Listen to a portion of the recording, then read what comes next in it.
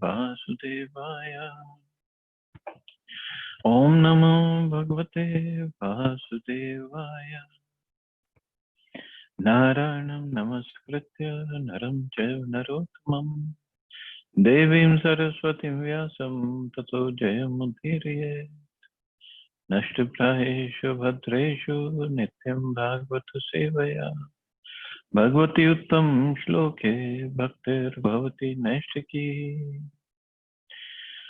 So continuing with the discussion on Srimad Bhagavatam, Canto 4, Chapter 8, Dhruv Maharaj leaves home for the forest, text number 5960 onwards. So Narad Muni is further giving instructions to Dhruv Maharaj to how to do his tapasya and perform deity worship also.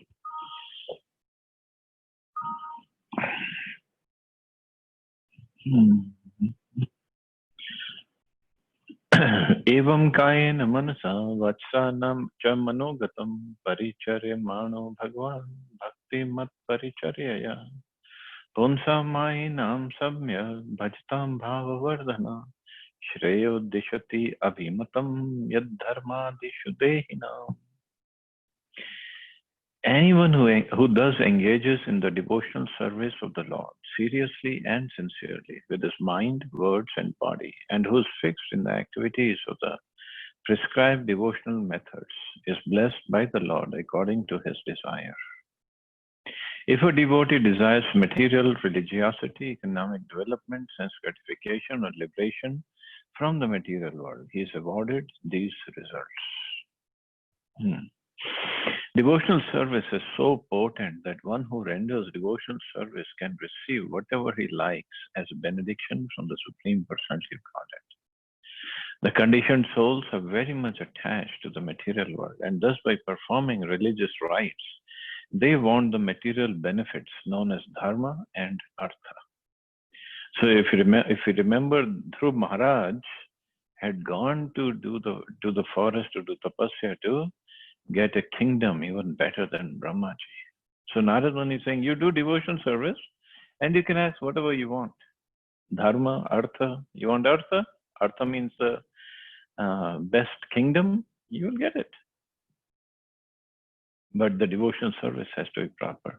And then the beauty of devotion service is, even if through devotion service we can have lots of material desires, and through devotional service we want to fulfill those material desires. But Krishna being so kind, he will either not fulfill the material desires or fulfill the desires in such a way that we won't even want those material desires in the end. Because he knows by fulfilling the material desires, by giving us more material benefits to enjoy, it will prolong our stay in the material world. That's all. So his point is, why should we rot? Why should we suffer in the material world? We should get out of here. But nevertheless, this is the potency of devotion service. So people come to devotion service with all sorts of ulterior motives. But in the process, if they are performing the devotional service properly, in the process they get purified. Some get purified slowly, some get purified fast, depending upon how sincere the devotional service is. So here Narad Muni mentions dharma, artha, kama, and moksha, but he does not mention the fifth benefit of devotional service, because Dhruv Maharaj wasn't interested in that. So he didn't mention, but otherwise the fifth benefit is the most important, is Krishna Prem.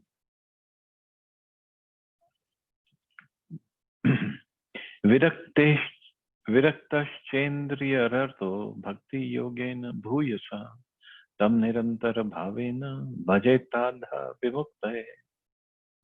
If one is very serious about liberation, he must stick to the process of transcendental loving service, engaging 24 hours a day in the highest stage of ecstasy. And he must certainly be aloof from all activities of sense gratification. So then he gets liberation by sticking to the process of devotion service. But Narmani says 24 hours a day. There are different stages of perfection according to different persons' objectives. Generally, people are karmis, for they engage in activities of sense gratification. Above the karmis are jnanis, who are trying to become liberated from material entanglement. Yogis are still more advanced because they meditate on the lotus feet of the Supreme Personality of Godhead. And above all these are the devotees who simply engage in the transcendental loving service of the Lord. They are situated seriously on the topmost platform of ecstasy. So it depends that what does one want? Then Krishna fulfills our desires accordingly. Here Dhruv Maharaj is advised that if he has no desire for sense gratification, then he should directly engage himself in the transcendental loving service of the Lord. The path of Apavarga or liberation begins from the stage called moksha. In this verse, the word vimukta for liberation is especially mentioned. If one wants to be happy within this material world, he may aspire to go to the different material planetary systems where there is a higher standard of sense gratification. But real moksha or liberation is performed without any such desire. So this moksha is not easy to attain for those who are not devotees. This is explained in Bhakti Rasamrit Sindhu by the term Anya Bilashita Shunyam, without desire for material sense gratification. For persons who are still inclined to enjoy material life in different stages or on different planets, the stage of liberation in Bhakti Yoga is not recommended. So those who want to enjoy, then don't go for liberation. Go only for dharma and artha and calm. Only persons who are completely free from the contamination of sense gratification can execute Bhakti Yoga or the process of devotion service very purely. The activities on the path of Apavarga up to the stages of dharma, artha and kama are meant for sense gratification. But when one comes to the stage of moksha, the impersonalist liberation, the practitioner wants to merge into the existence of the Supreme. But that's also sense gratification. When one goes above the sense of liberation or stage of liberation, however, he at once becomes one of the associates of the Lord to render transcendental loving service. That is technically called vimukti. For this specific vimukti liberation, Narad Muni recommends that one directly engage himself in devotional service. So devotional service can get everything: bhakti, mukti, bhakti, Krishna prem, whatever we want. Devotion service can render that, can award that. That's how powerful bhakti is. Iti uktastam parikramya pranamya cha nirparbhaka yayo madhuvanam punyam haresh charana charchitam haresh charana charchitam. Okay. When Dhruv Maharaj, the son of the king, was thus advised by the great sage Narad, he circumambulated Narad, his spiritual master, and offered him respectful obeisances. Then he started for Madhuvan, which is always imprinted with the lotus footprints of Lord Krishna and which is therefore especially auspicious. So, as I mentioned, so that place where Dhruv Maharaj was, that was Bithur or Kanpur. And Ganges flow near that Kanpur. No, Yamuna flows Kanpur, yeah. So, and from there, he started from Madhuvan. On the way, he met Narad Muni. He got the instructions and he will continue to Madhuvan, Mathura. which is always imprinted by the lotus footprints of Lord Krishna. So somebody can say, this story or this context was going on in Satyuga. Krishna appeared in Dwapara Yuga, much later. But here it is said, it is always imprinted with the lotus footprints of Lord Krishna. Because Krishna, he appears once in a day of Brahma in Mathura Vrindavan area, and he performs his pastimes. Of course, last time he performed, which was about little over 5,000 years ago, but otherwise he appears once in a day of Brahma. So every day he appears once. And Vrindavan as it is, sometimes manifest, sometimes unmanifest before our eyes. Just like before 6 Goswamis came to Vrindavan, all the holy places, all the places of performance of pastimes of Krishna, they were practically lost because of the advent of Kali Yuga. Kali Yuga was so strong in the beginning. But Chaitanya Mahaprabhu, he sent 6 Goswamis to Vrindavan to discover the places of pastimes of Krishna, to establish temples of Krishna, to write books, to teach people about bhakti. And when these 6 Goswamis came, and even before 6 Goswamis, Loknath Goswami, Bhugar Goswami, they came by the mercy and instructions of Chaitanya Mahaprabhu, and they started revealing different places of pastimes of Krishna. And then 6 Goswamis came, and then Chaitanya Mahaprabhu himself came for a visit to Vrindavan from Jagannath Puri, and that is when he manifested. Again, I use the word manifest and unmanifest because they are always there. The places are always there. They're just unmanifest for our eyes. But Mahaprabhu, with his mercy, he manifested Radha Kund and Shyam Kund.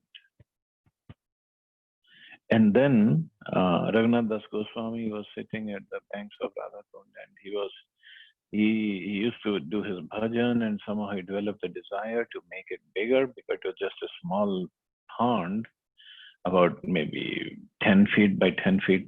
That's it. And similarly was a Shyam Kund. And then he had a desire to make them bigger. And somehow Krishna gave him that desire because Krishna wanted them to be bigger. And he wanted to give the glory to Raghunath Das Goswami. And then Krishna arranged for the money. He sent his Seth who had gone to Badrinath, and he wanted to make some donation at Badrinath. But Badrinath ji appeared in his dream. No. Go to Govardhan, go to Radha Kund, find Raghunath Das Goswami, and give him the donation because he wants to expand Radha Kund and Shyam. So the places are there, and they are just unmanifested because Krishna waits for the devotees to appear, devotees to come, devotees to have a desire, and then the places become manifest for a long time to come. And then when the devotees are not there, they will become unmanifest again. That's because they are spiritual places. This is part of the spiritual world. They cannot be destroyed. And if you believe so, this Ram Janmabhoomi temple in Ayodhya, so for so many years, it was under the court case and the issues and the problems and this and that. That is because Lord Ram didn't want the place to be appeared or to be manifest properly. He's waiting for his devotees. And when the devotees are there, he made it possible. Everything became so possible. So it's not impossible for the Lord. It's just we have to become devotees. Then he can make everything possible. What's so difficult for the Lord? He's the Lord of the universe. Just like Jagannath Ji. Jagannath Ji is Lord of the universe. His name is Lord of the universe. And everybody saw all the drama that went on before Rath Yatra, and climax, and so much of suspense and emotions. And Jagannath Ji was just testing his devotees. And the devotees didn't give up or give in. They said, we want the Rath Yatra. And devotees from all over the world, they were petitioning that Rath Yatra should go on. And so much of suspense and drama was happening in Jagannath Puri. And then Rath Yatra happened. All of a sudden. Just Baba was telling, just 5-6 hours before the whole rituals start, they were given the permission. Yes, go on. And they just jumped and they just ran, and everything was arranged. And if you noticed, when they were pulling the chariots, and Baba told me that nobody was pulling the chariot. They were just holding on to the rope, just holding to the rope. That's it. They were not pulling. Jagannath Ji himself was moving the chariot. And they all are saying, we have never, never, never in our lives experienced such kind of Rath Yatra. Completely transcendental. And next year, if the devotees want, if it's their heartfelt desire, Jagannath Ji will allow everybody to come and participate in Rath Yatra. What's so difficult? If Jagannath Ji can allow coronavirus to create so much of havoc all over the world, he can stop him also. Corona is not beyond Lord Jagannath's sanction. It's just we have to become devotees. That's all. That's all he is waiting for. He is ready to give us everything.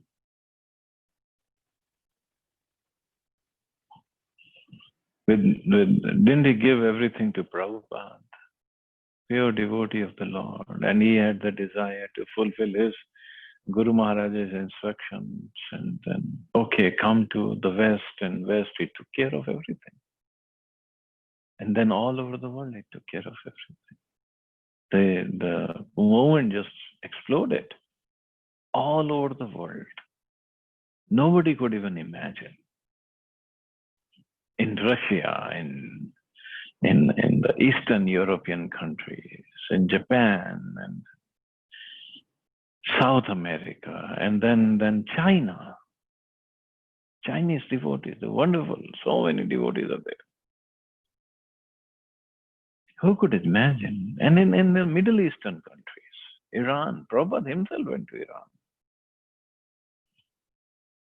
Pakistan, there are devotees, temples are there. The Lord just wants his devotees to petition him. That's all. He's always there. And here it is in the shloka it is said, they started from Madhuvan, which is always imprinted with the lotus footprints of Lord Krishna. Because the earth, the Braj Raj itself, wherever Krishna walked in his pastime, during his pastimes, walking behind the cows or the calves, or playing with the cowherd boys or with the gopis, the Braj Raj makes sure the lotus imprints of footprints of Krishna, they're not covered over. They're still there. We cannot see them. Some places there are imprints on the rocks where we can go and see and get blessed. But the footprints are everywhere, but we cannot see them. We don't have those eyes.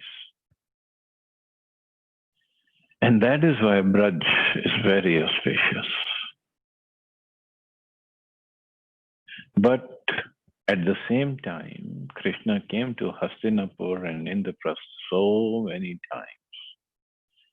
many times, because Pandavas were there. So you're also fortunate that you are in Delhi, in Gurgaon area, that is not different from Indraprastha. And Krishna personally came so many times over there. Balramji came, Chaitanya Mahaprabhu came, Nityanand Prabhu came. They all came to that area. So we are so fortunate. So it just, if anything we want, we just become a devotee or try to become a devotee, and Krishna can fulfill all the desires. Tapavanam gate tasmin pravishtuvantaha puram munihi arhitara harano dagya sukhasinuvachitam. After Dhruv entered Madhuvan forest to execute devotion service, the great sage Narad thought it wise to go. Now, where did he go? So he gave instructions to Dhruv Maharaj. Dhruv Maharaj went to Madhuvan forest.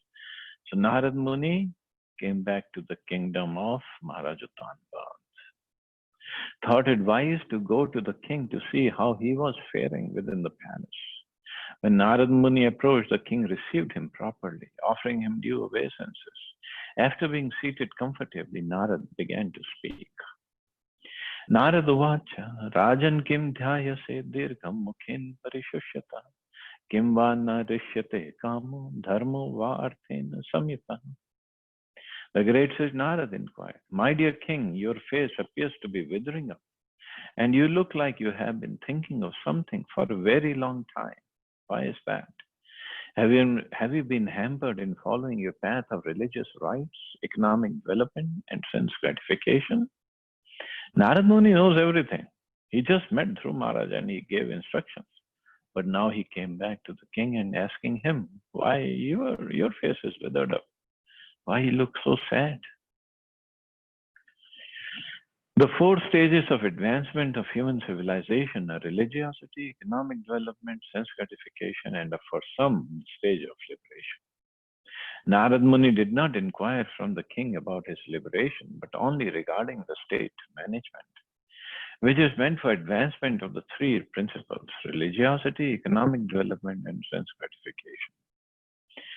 Since those who engage in such activities are not interested in liberation, Narad did not inquire from the king about this. Liberation is meant for persons who have lost all interest in religious, ritualistic ceremonies, economic development, and sense gratification. So he asked the king about dharma, artha, and kam. So he said, are you not following all these paths? What's happening? Raja Vacha Suto me balako brahman stranena karunatmana nirvasitaha pancha varshaha sahamatra mahan kavihi. The king replied, the best of the Brahmins, I'm very much addicted to my wife, and I'm so fallen that I have abandoned all merciful behavior, even to my son who is only 5 years old. I have banished him and his mother, even though he is a great soul and a great devotee. So the king was lamenting because he knew he did something wrong. In this verse, there are some specific words which are to be understood very carefully.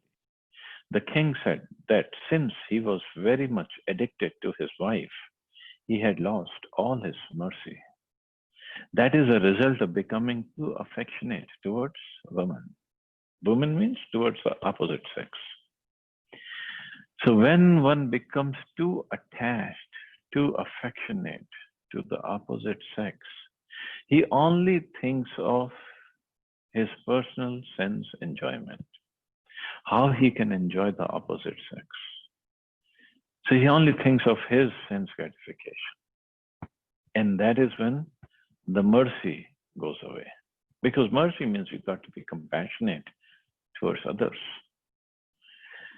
When one is so much absorbed in his own sense enjoyment, he stops being compassionate on others.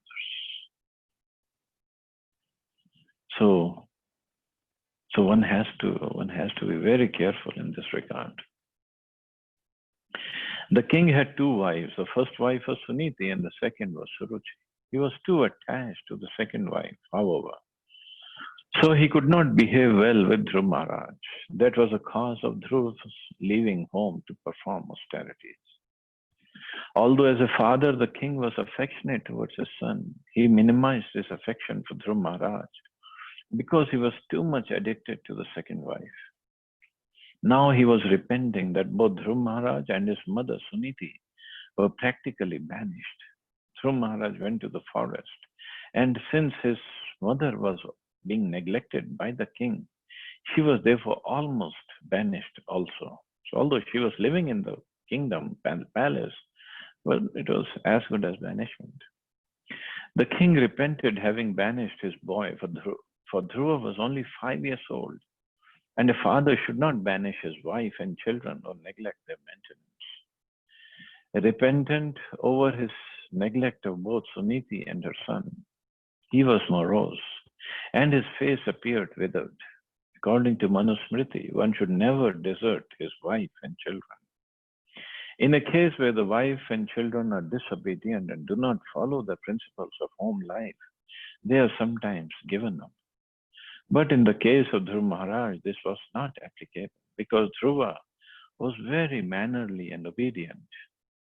Moreover, he was a great devotee. Such a person is never to be neglected. Yet the king was obliged to banish him. Now he was very sorry.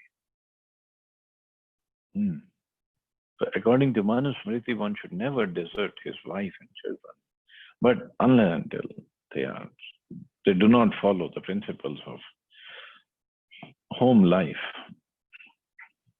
So now the king was repenting. Why did he banish Dhruva Maharaj? But then again, if this incident didn't happen, then we won't even know the glories of Dhruva Maharaj and the glories of the austerities that he's going to perform, glories of the mercy of the Lord that he received. So, and the mercy of Narad Muni that he received. So we wouldn't have known all this if this incident didn't take place. So everything has a reason. Everything has a reason.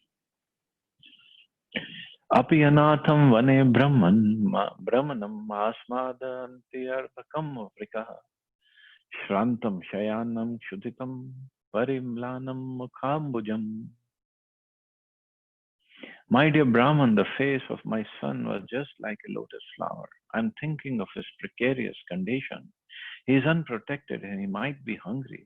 He might have lain down somewhere in the forest and the wolves might have attacked him to eat his body. Aho me bat dauratnyam strijittasya dharaya yonkam premna rurukshantam nabhyanandam vasattama. Alas, just see how I was conquered by my wife. Just imagine my cruelty. Out of love and affection, the boy was crying to get up on my lap, but I did not receive him, nor did I even pat him for a moment. Just imagine how hard-hearted I am. So most of the times we value the person when he's not there. So same thing happening with Maharaj Uttanpat. Narad Uvacha, Mama Shucha Swatanayam Devaguptam Vishampate Tata Prabhavam Avigyaya Pravrinke Yadyasho Jagat.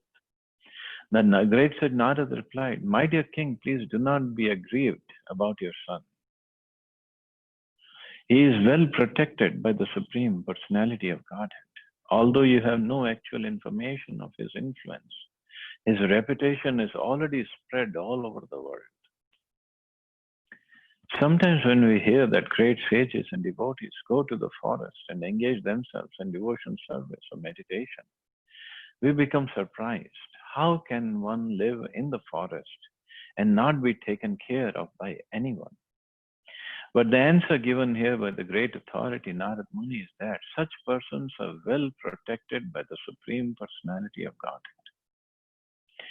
Sharanagati or surrender means acceptance or firm belief that wherever the surrendered soul lives, he is always protected by the Supreme Personality of Godhead. He is never alone or unprotected.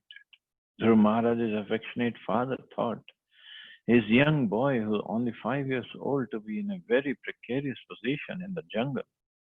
But Narad Muni assured him, you do not have sufficient information about the influence of your son.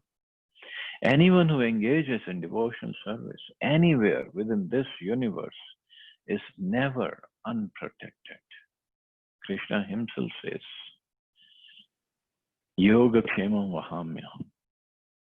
I personally protect what he has and I provide what he lacks. If somebody is so engaged in my devotional service.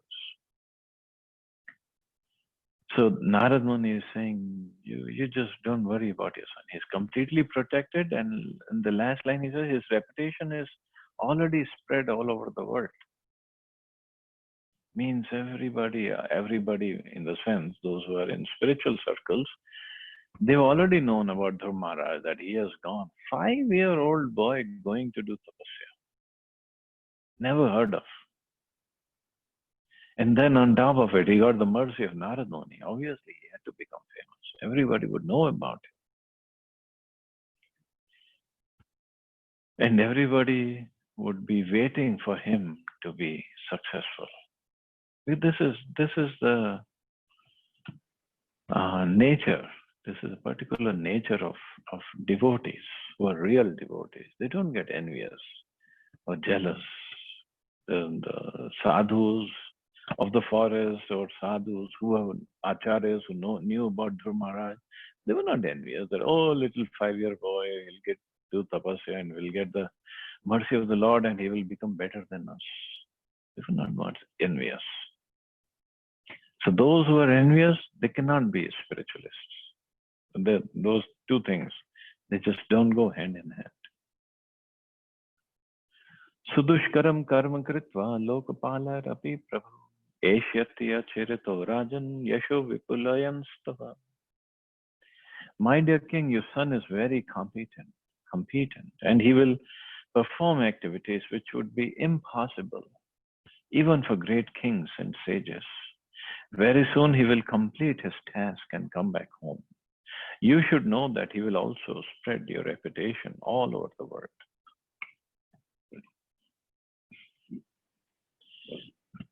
Here in this verse, Narad Muni has described Dhruv Maharaj as Prabhu.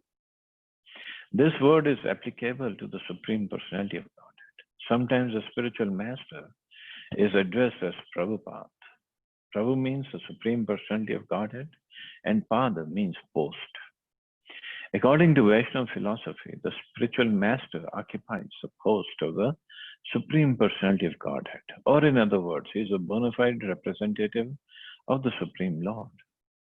Dhruv Maharaj is also described here as Prabhu because he is an Acharya of the Vaishnava school.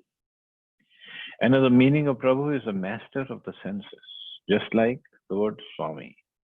Another significant word is Sudushkaram, very difficult to perform. What was a task that Dhruv Maharaj undertook? The most difficult task in life is to satisfy the Supreme Personality of Godhead. And Dhruv Maharaj would be able to do that. We must remember that Dhruv Maharaj was not fickle. He was determined to execute his service and then come back. Every devotee, therefore, should be determined that in this life he will be able to satisfy the Supreme Personality of Godhead. And by the process, go back home, back to Godhead. That is a perfection of the highest mission of life. So Narad Muni is calling little Dhruv as Prabhu. Prabhupada gives the different definitions. One meaning is Swami or controller or master of the senses, and another is Prabhu means the Supreme Personality of Godhead. So Dhruv Maharaj is like representative of the Supreme Personality of Godhead. So anyway, he is a great devotee. Narad Muni is admitting that. And he's very determined. He's not fickle. He's very, very fixed up that I am going to attain the mercy of the Supreme Lord. That's it. And because of this determination, Narad Muni was pleased with him. And because Narad Muni was pleased with him and he is going to perform his service properly, Krishna or Lord Vishnu will become pleased with him and he will appear in front of Dhruv Maharaj. Maitreya Vacha iti devarshina proktam vishrutya jagati pati rajalakshmim anadritya putram eva navachintayat. The great Maitreya continued, the king Uttanpad, after being advised by Narad Muni, practically gave up all duties in relation with his kingdom, which is very vast and wide, opulent like the goddess of fortune, and he simply began to think of his son Dhruva. So now the real fatherly love is coming out. Tatrabhishikta paryatastamupashya vibhavarim samahita paryacharadrishya deshen purusham. Elsewhere, Dhruva Maharaj, having arrived at Madhuvan, took his bath in the river Yamuna and observed fasting in the night with great care and attention.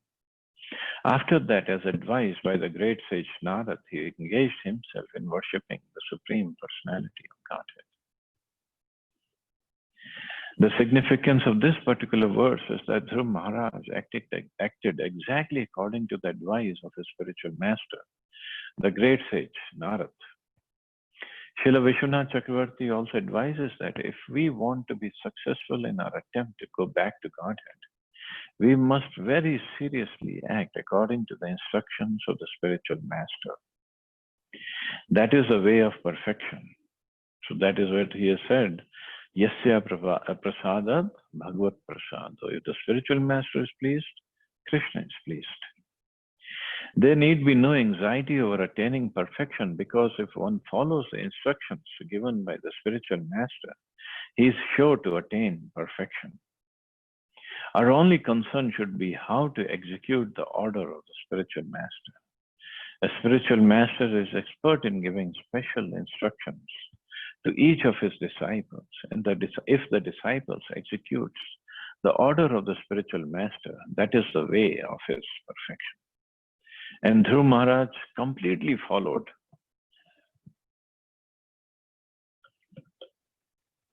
So he completely followed the instructions of Narad Muni. So it is said, when he came to Madhuvan, he took his bath in river Yamuna and observed fasting in the night with great care and attention. What is more significant is he's only 5 years old boy.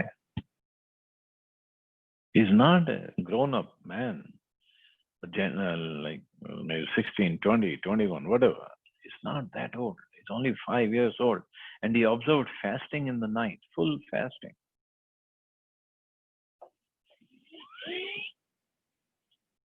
Tri ratrante kapitha badrashana atma vrityanu sarena masam ninne archayan harim. Now it is said how much austerities he performed. It's amazing austerities. For the first month, full month, Dhruva Maharaj ate only fruits and berries on every third day. Not even every day, and not 3 times a day. Just like we eat at least 3 times a day. I mean, we must be eating more than that. He ate only fruits and berries on every third day, only to keep his body and soul together. And in this way, he progressed in his worship of the Supreme Personality of Godhead. Kapitha is a flower which is known in Indian vernacular as kayeka. We do not find an English equivalent for the name of the flower. But its fruits is generally not accepted by human beings. It's eaten by monkeys in the forest. Dhruva Maharaj, however, accepted such fruits, not for luxurious feasting. Even our Ekadashi is luxurious feasting, actually, but just to keep his body and soul together. The body needs food, but a devotee should not accept foodstuff to satisfy the tongue in sense gratification.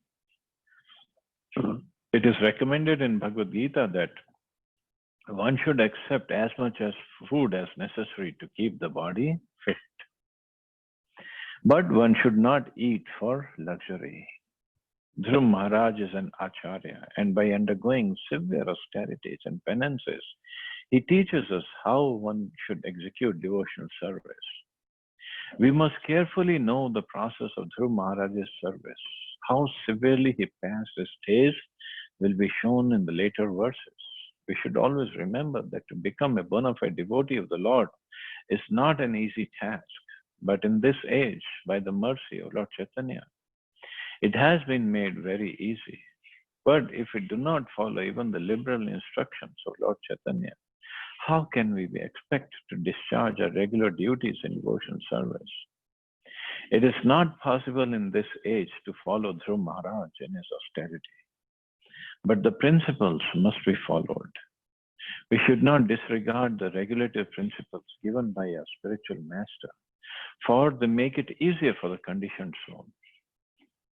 Now Prabhupada comes to ISKCON. As far as our ISKCON movement is concerned, we simply as and one observe the 4 prohibitive rules, chant 16 rounds, and instead of indulging in luxurious eating for the tongue, simply accept prasad offered to the Lord. This does not mean that with our fasting, the Lord should also fast. The Lord should be given foodstuff, which is as nice as possible. But we should not make it a point to satisfy our tongues. As far as possible, we should simply accept simple foodstuff just to keep the body and soul together, to execute devotional service. So it's not possible to imitate Dhruv Maharaj's austerity. No way we can do that. Some people might be able to do to some extent, which is great. Every austerity is great, especially for people like us who cannot perform any austerities. But again, we cannot imitate Dhruv Maharaj, we cannot imitate Srila Prabhupada, we cannot imitate any devotee in their austerities.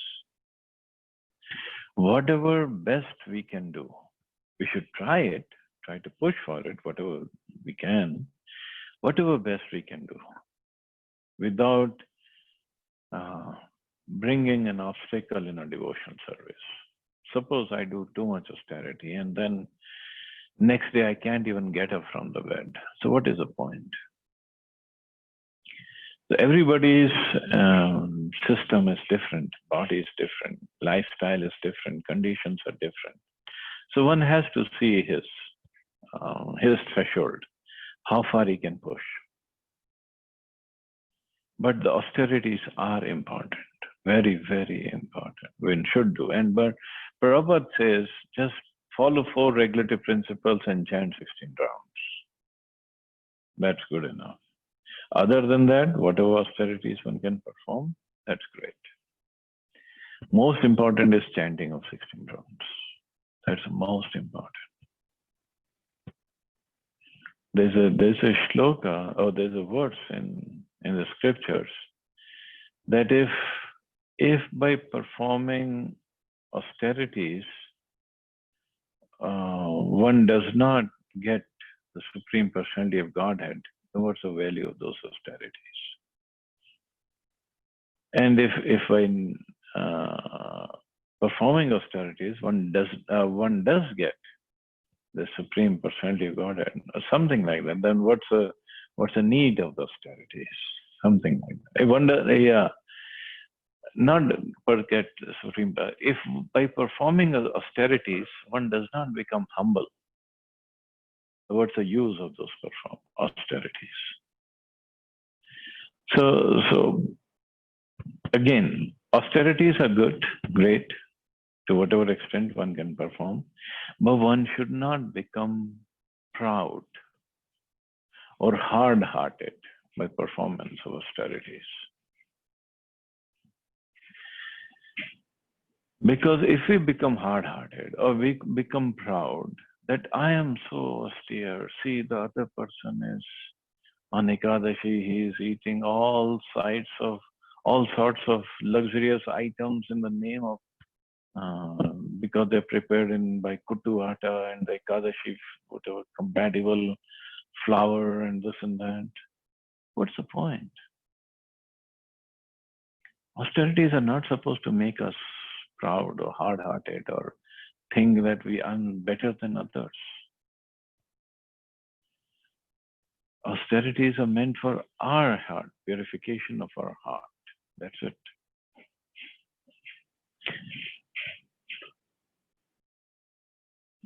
It is our duty to remember always that in comparison to Dhruv Maharaj, we are insignificant. We cannot do anything like what Dhruv Maharaj did for self-realization because we are absolutely incompetent to execute such service. But by Lord Chaitanya's mercy, we have been given all concessions possible for this age. So at least we should always remember that neglect of our prescribed duties in devotion service will not make us successful in the mission we have undertaken. It is our duty to follow in the footsteps of Dhruv Maharaj, for he was very determined. We should also be determined to finish our duties in executing devotion service in this life. We should not wait for another life to finish our job. So we should be determined. So we should be chanting nicely and trying to follow the follow the four regulatory principles and do as much service as we can. That's it. So 24 hours we can be engaged in devotion service. Even while sleeping, we can be engaged.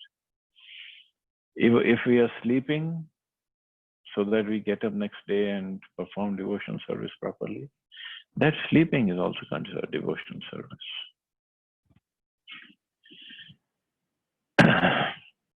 So next few verses, I'll just go, not read the Sanskrit because I think we can complete this chapter tonight or today if we just go with the translation. In the second month, Dhruv Maharaj ate only every 6 days. So first month and every third day and eating only some fruits and berries. Second month ate every 6th days. And his eatables, for his eatables, he took dry grass and leaves. Thus he continued his worship. So imagine first month, third day, fruits and berries. Second month, 6th day, dry grass and leaves. Third month, even that he stopped. He drank water only every 9th day.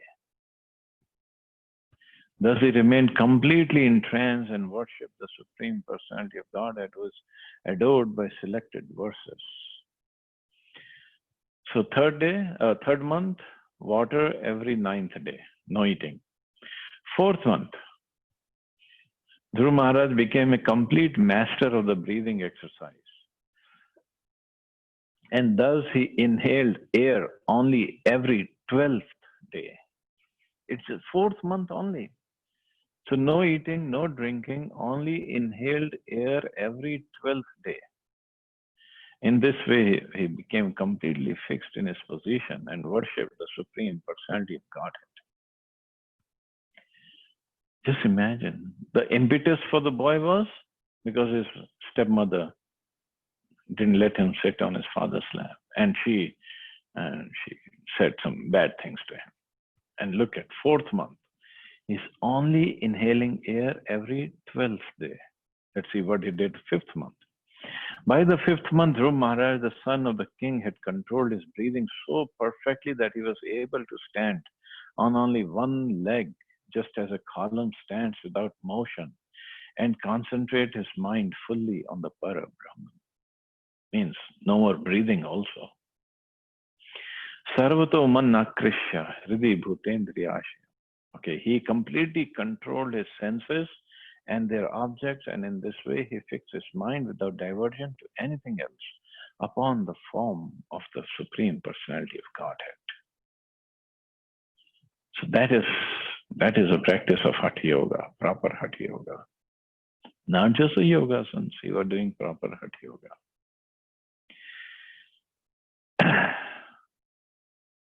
I thought I could finish, but next purport is pretty long. So I'll just give the translation, so we'll end here. When Dhruv Maharaj thus captured the Supreme Personality of Godhead, who's the refuge of the total material creation and who's the master of all living entities, the 3 worlds began to tremble. So that was the 5th month. Only in 5th month, he captured the Supreme Personality of Godhead. Why? Because of his austerities. They were so amazing. Amazing amount of austerities. In 5th month only. Normally in Satyuga, people would go and do tapasya for 50, 60,000 years, and then they would get darshan of the Lord. Hey, Dhruv Maharaj, 5th month, he captured the Supreme Personality of Godhead. That's tapasya. And that is why Dhruv Maharaj's story is in Bhagavatam for all of us to get inspired from.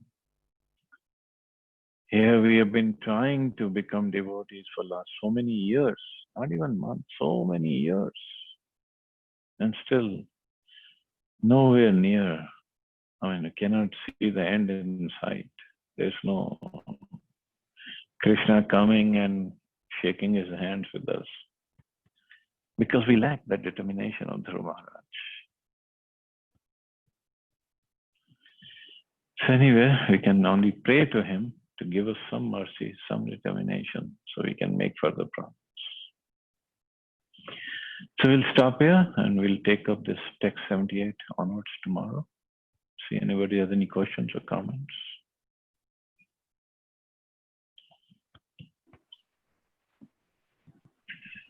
Dhruv Maharaj ki jai. Yeah.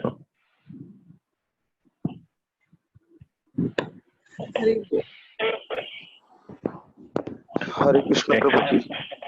Hare Krishna. Hare Krishna Vidhanvatana Prabhuji. Prabhuji, in one of the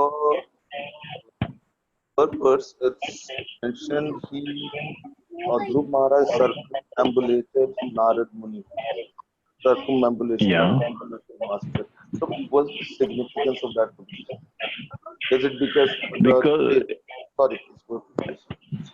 Because he accepted Narad Muni as a spiritual master, so he basically paid obeisances, circumambulated, gave his respects, and then went on.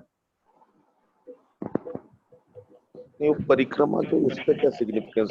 Is it because the next verse stated that he is representative of his Prabhupada? Right?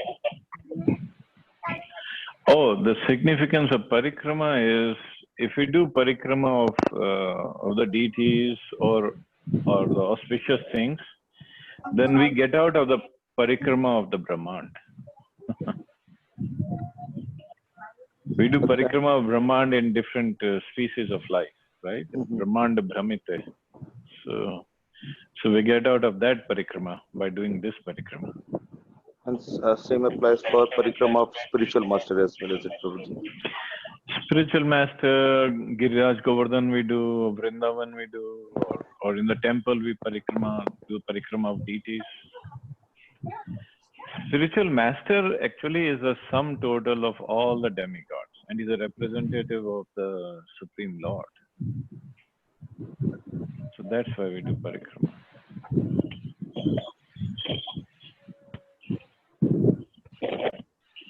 Thank you, Prabhuji. Thank you, Prabhuji.